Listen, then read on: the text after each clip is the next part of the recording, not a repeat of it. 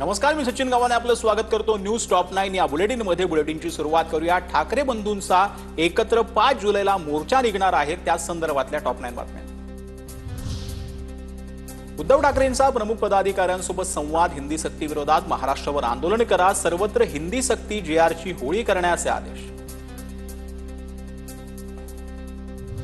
हिंदी विरोधात ठाकरेंची शिवसेना आणि मनसेचा 5 जुलैला एकत्र मोर्चा। संजय राऊतांची माहिती तर ठाकरेज ब्रँड शहा आणि फडणवीसांना टॅग करत राऊतांचं दुसरं ट्विट। हिंदी भाषेविरोधातील मोर्चा आधी वरुण सरदेसाई आणि संदीप देशपांडेंची भेट। मराठीसाठी मतभेद दूर ठेवण्यास तयार, सरदेसाईंची प्रतिक्रिया।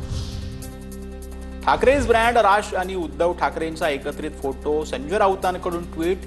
हिंदीच्या मुद्द्यावरून ठाकरे बंधू एकत्र येणार।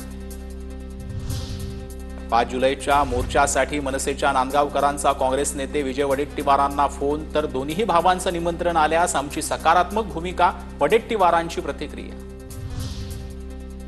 ठाकरे बंधूंच्या मोर्चाला शरद पवारांसह बच्चू कडूंच्या प्रहार संघटनेचा पाठिंबा। सर्वांनी मोठ्या संख्येने सहभागी होण्याचं आवाहन।